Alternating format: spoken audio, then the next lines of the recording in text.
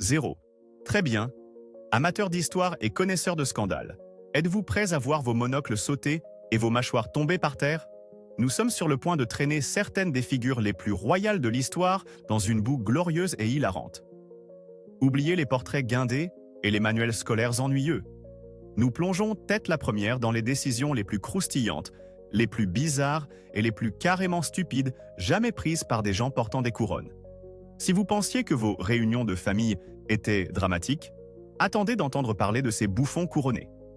Alors, prenez votre popcorn, desserrez vos corsets, parce que les choses sont sur le point de devenir merveilleusement étranges. 1. On démarre en trombe, ou plutôt en hennissement. Voici Caligula, l'empereur romain qui a regardé son cheval préféré, Incitatus, et s'est dit « Vous savez ce dont ce noble destrier a besoin? Une promotion. » On ne parle pas d'une écurie plus grande ou d'une avoine plus raffinée. Caligula aurait prévu de faire d'Incitatus un consul, l'une des plus hautes fonctions politiques de Rome. Imaginez le sénateur sabots étincelants débattant d'une réforme fiscale, ou peut-être réclamant simplement plus de morceaux de sucre à la cafétéria du Sénat. Les historiens se chamaillent encore pour savoir s'il était mortellement sérieux ou s'il faisait simplement la blague ultime au sénateur guindé qu'il méprisait. Quoi qu'il en soit, le fait que les gens croyaient ce type capable de nommer un cheval à une haute fonction vous dit tout sur le rodéo qu'a été le règne de Caligula. Cela donne vraiment un nouveau sens au bon sens chevalin en politique. 2. Ensuite, valsons dans le monde complètement déjanté de Jeanne la Folle de Castille. Cette reine a pris jusqu'à ce que la mort nous sépare, comme une vague suggestion plutôt que comme un contrat contraignant. Profondément amoureuse de son séduisant mari, Philippe le Beau, et de l'avis de tous, il était un bel homme, Jeanne ne s'est pas contentée de le pleurer quand il a cassé sa pipe. Oh que non. Elle s'est lancée dans un voyage de plusieurs années à travers l'Espagne avec son cadavre embaumé comme compagnon de route. Imaginez la scène. Le cortège royal est là, Jeanne ouvrant de temps en temps le cercueil pour contempler le visage de plus en plus moins beau de Philippe. Était-ce un chagrin profond? Était-elle véritablement cinglée alliée? Ou bien son père intrigant essayait-il de la faire passer pour inapte à régner afin de s'emparer de la couronne? La réponse est probablement tout ce qui précède, avec en prime une hygiène vraiment douteuse. 3. Glissons-nous jusqu'à la Rome antique pour retrouver l'impératrice Messaline, épouse de l'empereur Claude, qui traitait essentiellement le palais impérial comme son terrain de jeu personnel pour la débauche. Ce n'était pas simplement un cas de « les garçons seront toujours des garçons », mais plutôt « les impératrices surpasseront tout le monde en matière de scandale ». Les commères de l'Antiquité, qui adoraient une histoire croustillante, la dépeignaient comme une nymphomane aux proportions olympiques. La légende? Elle aurait défié la meilleure prostituée de Rome dans un marathon sexuel de 24 heures pour voir qui pourrait satisfaire le plus d'hommes. Et devinez qui aurait gagné? C'est exact, l'impératrice. Quand elle n'était pas occupée à battre des records en fornication compétitive, elle éliminait sans pitié quiconque l'importunait. Son règne de frasque prit fin quand elle tenta d'épouser un autre homme alors qu'elle était toujours mariée à Claude. Même pour Rome, c'était un peu trop. Claude la fit définitivement mettre à la retraite. 4. Dirigeons-nous vers l'Angleterre de la fin de l'ère victorienne pour le scandale de Tranbycroft, ou comme il devrait être connu, quand le futur roi s'est retrouvé mêlé à une histoire de triche. Albert-Édouard, le prince de Galles, Bertie, pour ses intimes et futurs rois Édouard VII, était invité à une réception mondaine dans une demeure où l'on jouait au baccarat, un jeu de cartes à gros enjeux qu'il avait lui-même contribué à populariser. Pendant la partie, un certain Sir William Gordon Cumming fut accusé de tripoter ses mises. Pas très fair-play, mon cher. Le vrai scandale, cependant, c'est que Bertie, l'héritier du trône, était présent lors de l'infraction présumée et s'est ensuite impliqué dans un accord en catimini pour balayer le tout sous le très coûteux tapis persan afin d'éviter un scandale public. Naturellement, la tentative d'étouffement échoua de manière spectaculaire, menant à un procès sensationnel où le prince de Galles dut monter à la barre et témoigner. La presse s'en donna à cœur joie. Imaginez le futur roi se tortillant au tribunal à cause d'une partie de cartes douteuse. On peut parler d'un flush royal d'embarras. 5. Avez-vous déjà entendu parler d'un roi qui était aussi un kleptomane de classe mondiale? Voici le roi Farouk d'Égypte. Ce type est monté sur le trône en adolescent svelte et s'est rapidement transformé en symbole d'excès royal, avec un appétit pour la nourriture, les femmes et, de manière hilarante, les larcins à la tire. Bien qu'il fût plus riche que Crésus, Farouk ne pouvait apparemment pas s'empêcher d'empocher des objets brillants qui ne lui appartenaient pas. L'exemple le plus audacieux? Il aurait subtilisé la montre de gousset de Winston Churchill lors d'un dîner officiel. Imaginez le culot!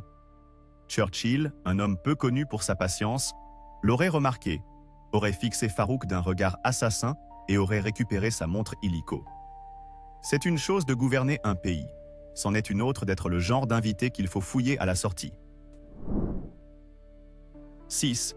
Sultan Ibrahim Ier de l'Empire ottoman, également connu sous le charmant surnom de Ibrahim le Fou. Et bon sang, il l'a bien mérité. Son règne fut un cours magistral en dysfonctionnement royal, probablement alimenté par une jeunesse traumatisante, passée enfermée par son frère paranoïaque.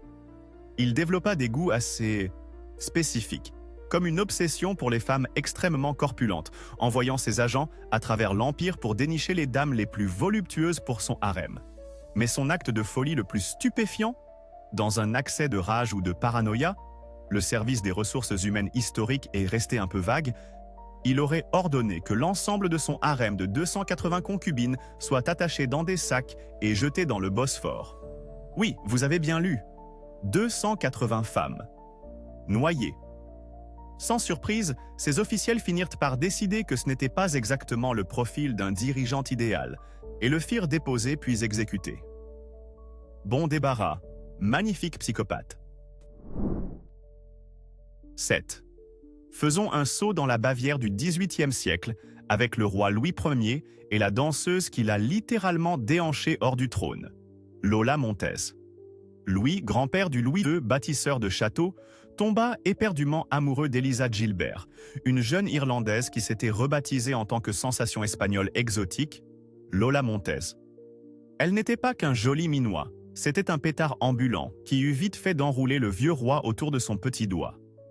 Il la couvrit de cadeaux, d'un titre ronflant et d'une telle influence politique que le véritable gouvernement et les braves gens de Bavière firent une crise de nerfs collective. Une danseuse étrangère qui tire les ficelles? Place aux émeutes. On était en 1848, une année d'effervescence révolutionnaire à travers toute l'Europe de toute façon. Et l'emprise scandaleuse de Lola fut la goutte d'eau qui força Louis Ier à dire « Auf Wiedersehen » à sa couronne. On peut parler d'une attirance fatale. 8. Maintenant, place à une impératrice véritablement unique, Théodora, épouse de l'empereur byzantin Justinien Ier. Avant de co-diriger l'un des empires les plus puissants du monde, Théodora avait eu une carrière qui ferait rougir un agent artistique moderne. Elle était actrice et courtisane, et dans la Constantinople du VIe siècle, actrice était en gros un raccourci pour dame aux mœurs extrêmement souples. Un historien, Procope, qui avait clairement une dent monumentale contre elle, écrivit que ces spectacles sur scène étaient si osés qu'ils impliquaient des oies vivantes et des grains stratégiquement dispersés. On vous laisse combler les blancs avec votre imagination. Pourtant, cette ancienne fille de revue charma tellement Justinien que celui-ci changea littéralement la loi pour pouvoir l'épouser. Et elle n'était pas qu'un simple faire-valoir impérial. C'était une fine stratège politique qui sauva le trône de Justinien lors des émeutes de Nika en lui disant, en substance, de se montrer un peu plus courageux. Du burlesque à Byzance, voilà un sacré changement de carrière. 9. Ah, Henri VIII. Le roi qui traitait les vœux de mariage comme un buffet, goûtez un peu de tout. Et si ça ne vous plaît pas, vous en débarrassez, souvent dans le désordre. 6 épouses. C'est moins une histoire d'amour qu'un sinistre jeu de trônes musicaux, où la perdante perdait souvent la tête. Il ne s'agissait pas simplement de trouver une partenaire compatible. C'était une question d'héritier, d'un égo de la taille de l'Angleterre et d'une rupture spectaculaire avec le pape. Il arracha littéralement l'Angleterre à l'Église catholique, déclenchant des siècles de bouleversements religieux, tout ça parce qu'il voulait divorcer et que le Vatican lui avait répondu « La machine dit non ». Imaginez déclencher un Brexit national d'avec Dieu parce que votre jeu de séduction était au point, mais que vos compétences en relations durables étaient, disons, insuffisantes. L'audace pure et monumentale est presque impressionnante, si elle n'avait pas été aussi sanglante. 10. Et que diriez-vous d'un scandale impliquant un roi, un collier hors de prix et une arnaqueuse qui a manipulé tout le monde comme un virtuose? Nous parlons de l'affaire du collier de diamants dans la France du XVIIIe siècle, avec en vedette la reine Marie-Antoinette, principalement en tant que victime involontaire.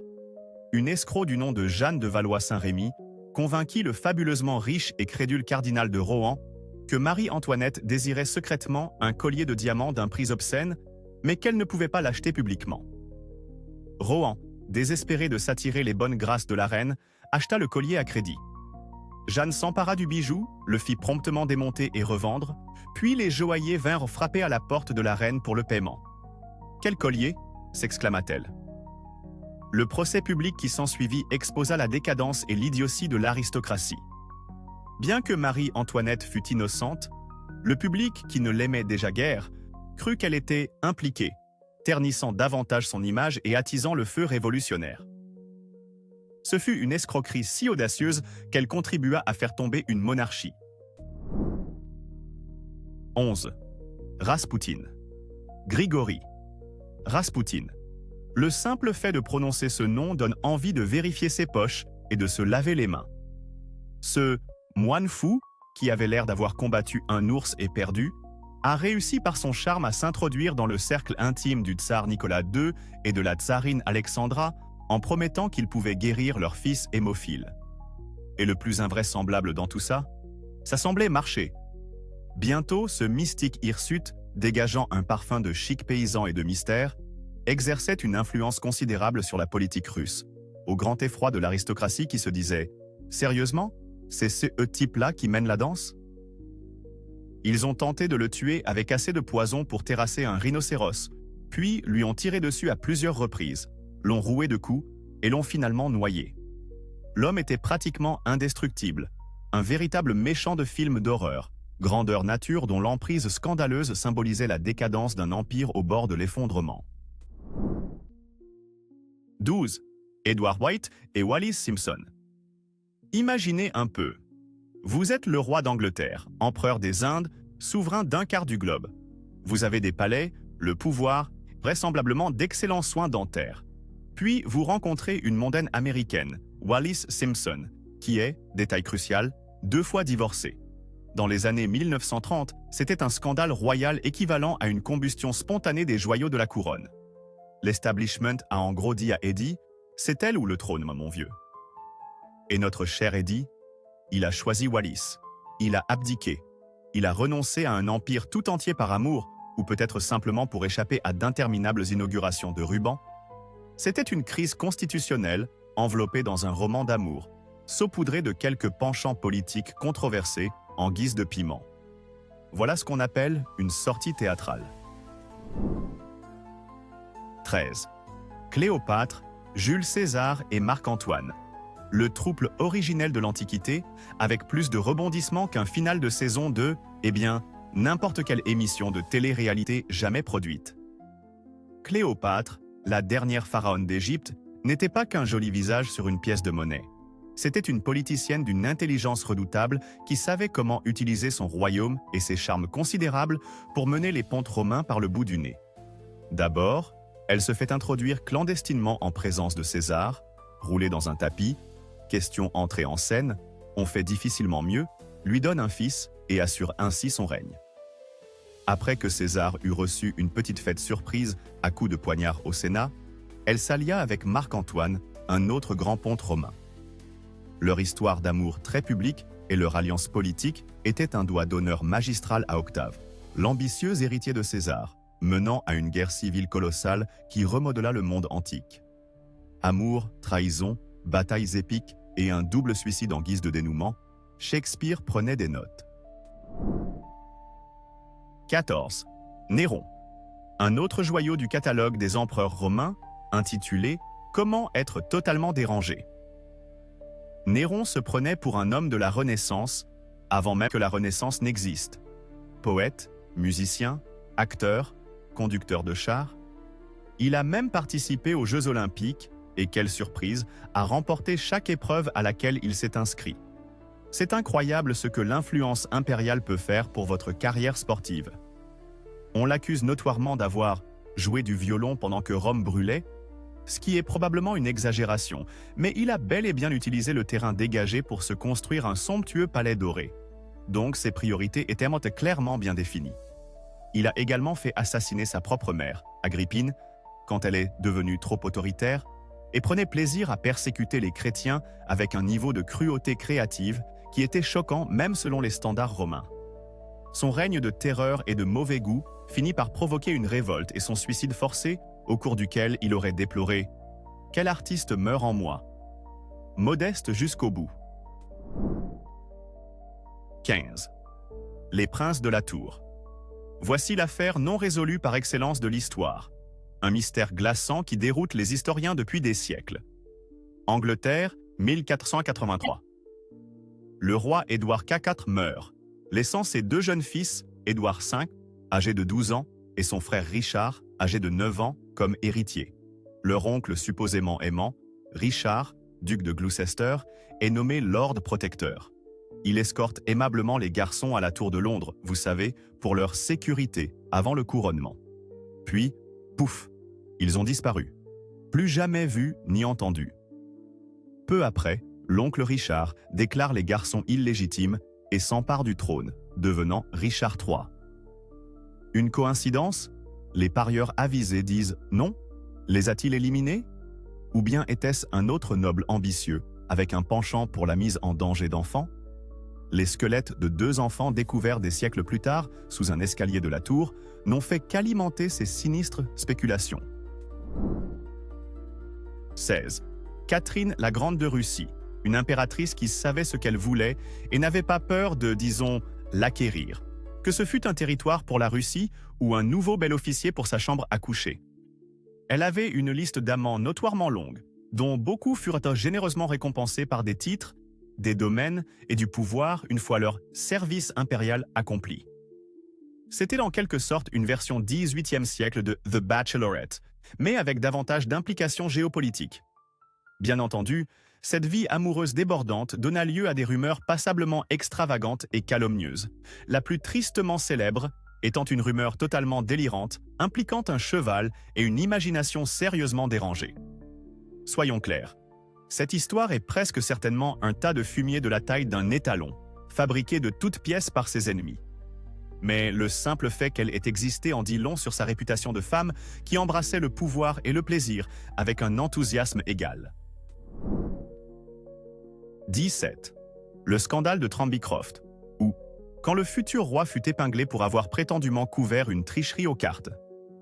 Albert-Édouard, prince de Galles, l'homme qui allait devenir le roi Édouard VII, était invité à une réception mondaine au manoir de Tranbycroft. Au cours d'une partie de baccarat, un jeu de cartes à gros enjeux que le prince lui-même avait popularisé, l'un des autres invités, Sir William Gordon Cumming, fut accusé de tricher. Pas bon ça. Et qu'est-ce qui était pire? Le prince était présent lors de l'infraction présumée et fut ensuite impliqué dans un accord confidentiel visant à éviter un scandale public, en essayant en somme de balayer l'affaire sous le très coûteux tapis persan. Naturellement, la tentative d'étouffement échoua de manière spectaculaire, donnant lieu à un procès retentissant au cours duquel le prince de Galles, héritier du trône, dut témoigner. La presse se régala. Ce fut un flush royal d'embarras. Au 18. Le procès public pour adultère de la reine Caroline de Brunswick.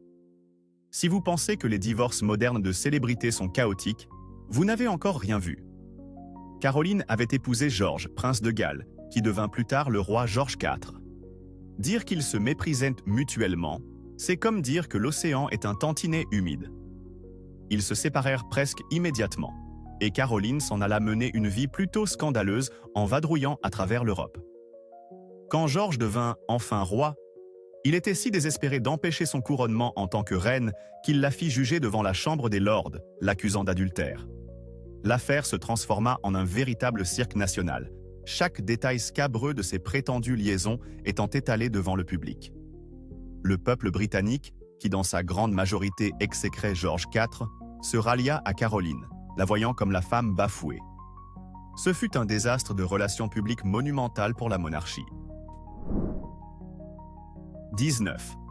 Bon, retournons au XVIIe siècle en France pour l'affaire des poisons, qui ressemble à une réunion de parents d'élèves particulièrement venimeuse, ayant mal tourné, mais qui était bien plus croustillante.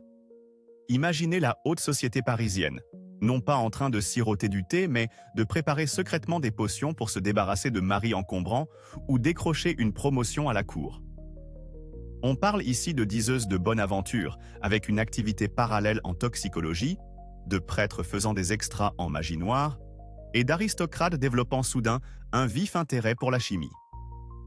Cela dégénéra à tel point que Louis XIV, le roi Soleil en personne, dut établir un tribunal spécial, la Chambre ardente, ce qui évoque moins la justice qu'une invitation à un barbecue médiéval.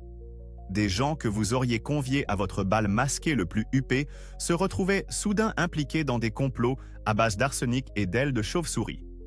C'était en somme Desperate Housewives, croisés avec les sorcières de Salem, avec de meilleures perruques et des conséquences autrement plus mortelles.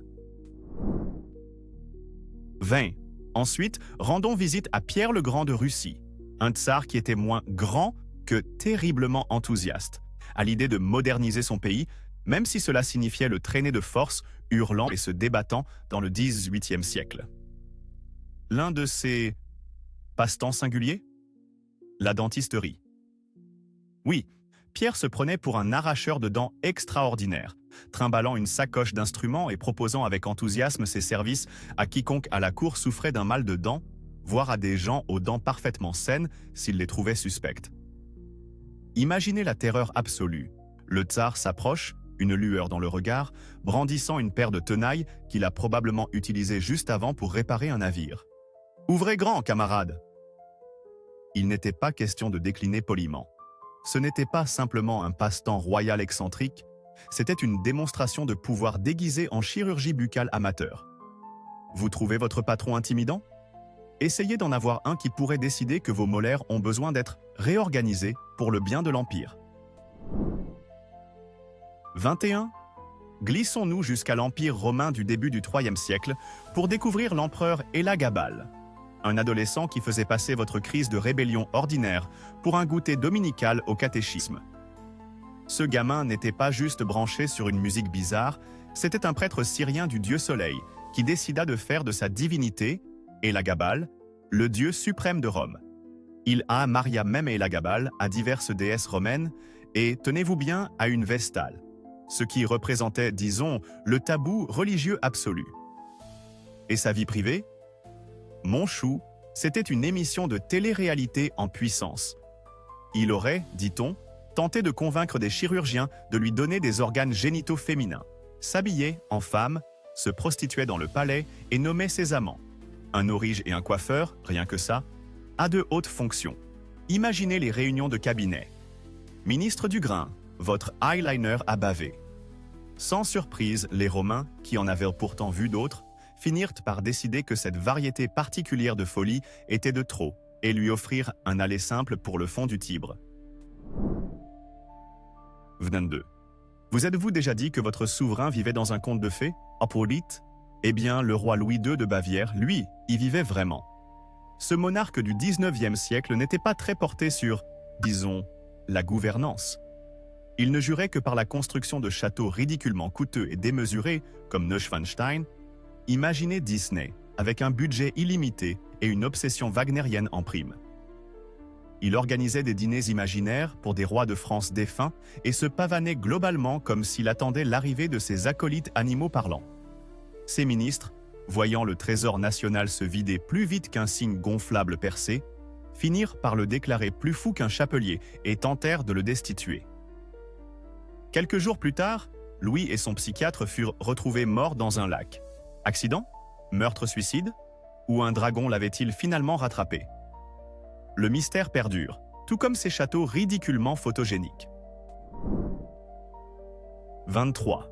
Envolons-nous vers le Danemark du XVIIIe siècle pour un drame royal si scandaleux qu'il fait passer la télé-réalité moderne pour un goûter paroissial. Faites connaissance avec le roi Christian VII. un monarque si complètement timbré qu'il tenait des conversations avec le papier peint et giflait à l'occasion des dignitaires au hasard. Entre en scène Johann Struensee, son médecin allemand, qui n'était pas seulement doué avec un stéthoscope, c'était un manipulateur hors pair. Struensee passa rapidement de médecin royal à dirigeant de facto, gouvernant essentiellement le Danemark pendant que Christian jouait avec ses amis imaginaires. Mais le plus croustillant, Struensee entama également une liaison torride avec la reine Caroline Mathilde.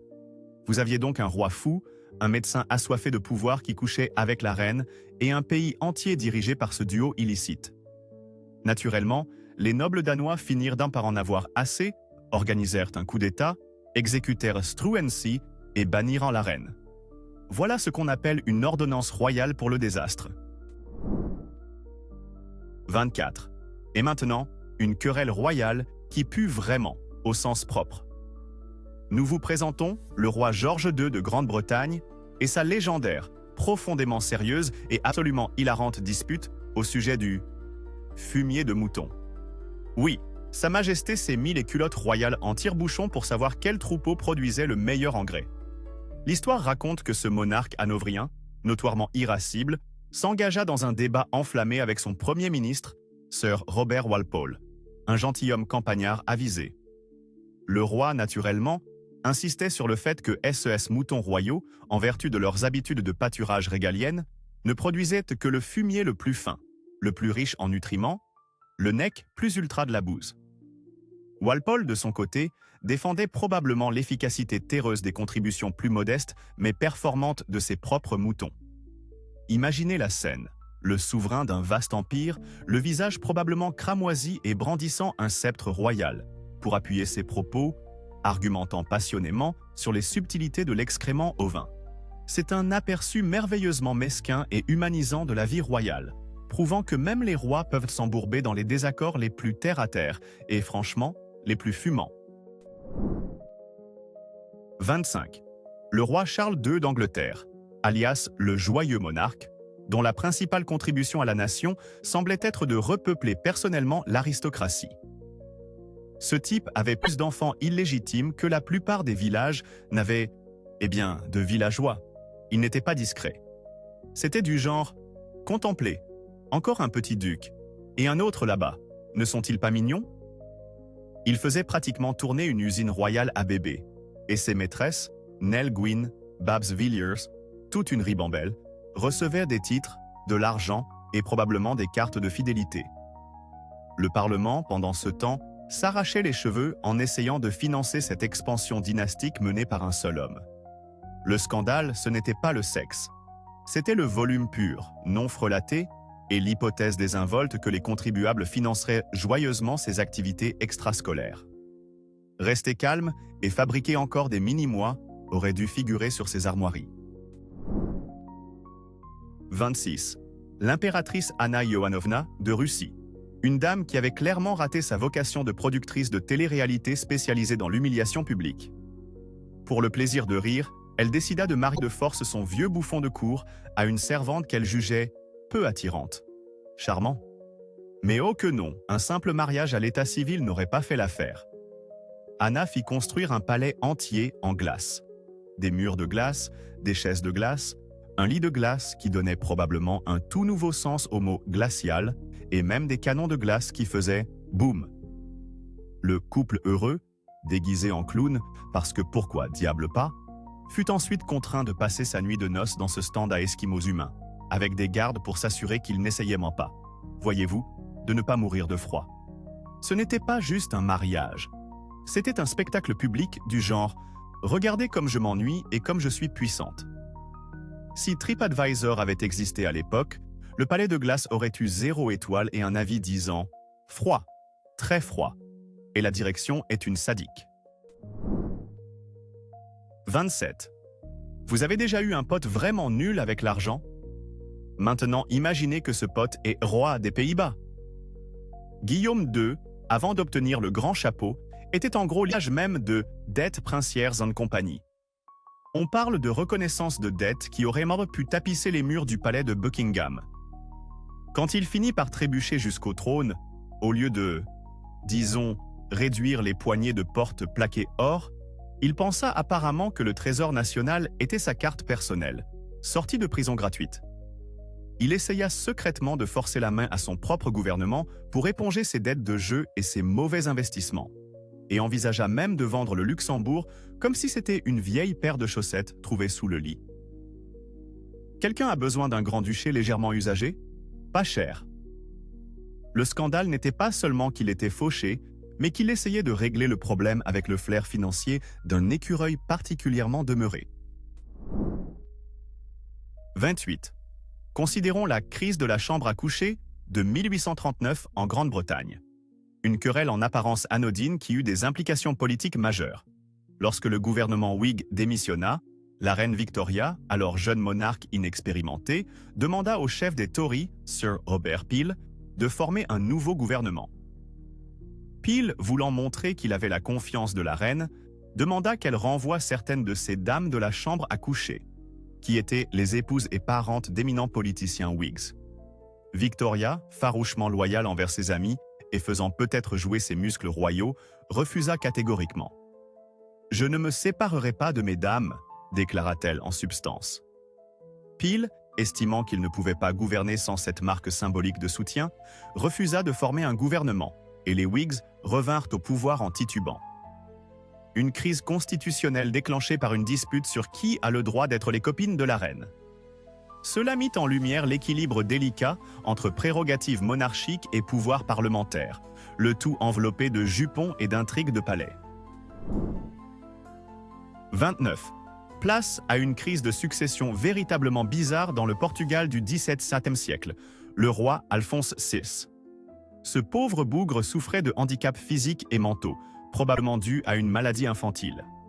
Il était sujet à des accès de violence, généralement incapable de gouverner, et, point crucial pour la dynastie, apparemment incapable de consommer son mariage avec la princesse française Marie-Françoise de Nemours. Son ambitieux frère cadet, Pedro, vit sa chance. Voici la partie scandaleuse.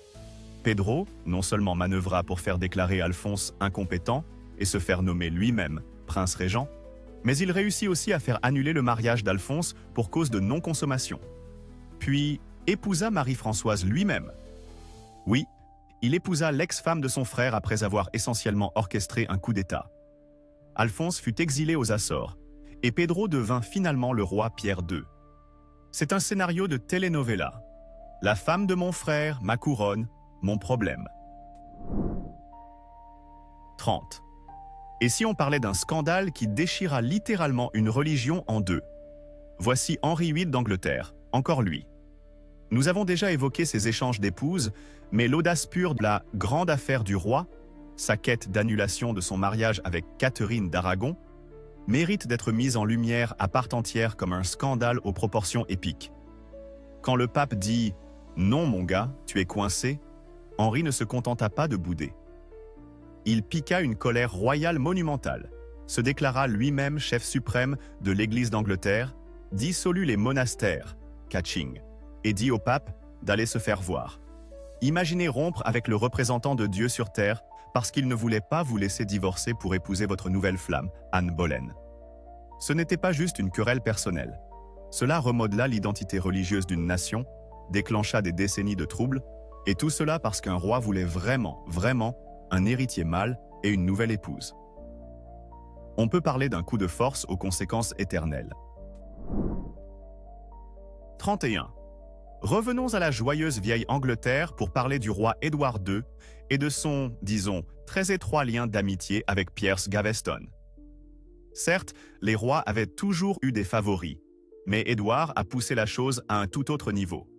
Il a couvert Gaveston, un chevalier gascon d'origine relativement modeste, de titres, de terres et d'un tel pouvoir que les véritables barons anglais avaient l'impression de se faire royalement snober. Gaveston n'était pas non plus un modèle de discrétion, connu pour son arrogance et ses surnoms spirituels, comprenez, insultants, qu'il donnait aux puissants nobles. Imaginez-le comme le meilleur ami surprivilégié et grande gueule du roi que tous les autres détestaient.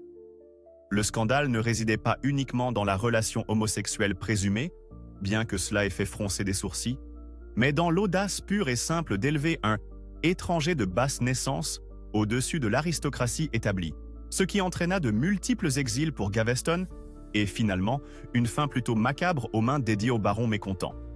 Ce fut une leçon magistrale sur la façon de ne pas gérer ses relations de cour si l'on tient à sa tête, ou à celle de son favori. 32. Bon, imaginez la Russie du début du XVIIe siècle, déjà une franche rigolade, quand surgit le faux Dimitri Ier, prétendant être le fils d'Ivan le Terrible, le tsarevitch Dimitri, que tout le monde croyait mort depuis longtemps. Surprise, toujours vivant, a-t-il en gros annoncé. Étonnamment, une grande partie de la Russie, désespérée de changement, a gobé son histoire. Ce moine fugitif présumé, avec l'aide des Polonais, a rassemblé une armée et boum, nouveau tsar. Son règne fut court et scandaleux. Un somptueux mariage catholique avec une noble polonaise qui horrifia les prêtres orthodoxes, un mépris des coutumes russes et un comportement de fêtard en vacances. Les nobles l'ont vite démasqué, ce qui mena à une fin violente. Son corps fut brûlé, et la légende raconte que ses cendres furent tirées d'un canon en direction de la Pologne. Une sortie théâtrale pour un gaillard dont toute la carrière ne fut qu'un énorme et audacieux mensonge. 33. Quand le frère de Napoléon a dit « non merci » à l'Espagne, et oui à un chaos digne de Las Vegas. Faites connaissance avec Joseph Bonaparte, le frère aîné de Napoléon, à qui l'on a balancé l'Espagne comme un cadeau de Noël, refilé à contre-cœur. Seul problème ? Les Espagnols n'étaient pas du tout impressionnés par ce roi importé. Joseph a donc décidé de gouverner depuis Madrid comme un ado qui organise une fête clandestine pendant l'absence de ses parents. Il a pillé les palais royaux espagnols pour en tirer or, meubles et œuvres d'art inestimables. Puis a tout renvoyé en France. Mais le meilleur reste à venir. Après la chute de Napoléon, Joseph s'est installé dans le New Jersey, oui, aux États-Unis, où il organisait des banquets extravagants, affirmait avoir vu le diable de Jersey et aurait gardé une partie des joyaux de la couronne espagnole cachés dans sa cave à vin. Il est passé de roi d'Espagne à passionné local de cryptides avec un canapé étrangement luxueux. Toute une monarchie réduite à une anecdote de dîner mondain dans la banlieue américaine. 901. Alors, après cette bataille royale de l'absurde, des épouses cadavres au roi kleptomane, une question brûle les lèvres. Si vous aviez le pouvoir absolu demain, sans aucune condition, quelle serait la première chose outrageusement scandaleuse que vous feriez ? Libérez le monarque qui sommeille en vous dans les commentaires. On veut absolument savoir. Et si ces récits d'absurdité royale ont illuminé votre journée, lâchez un like et abonnez-vous. D'autres bizarreries historiques arrivent bientôt. Et croyez-moi, vous ne voulez pas rater ça.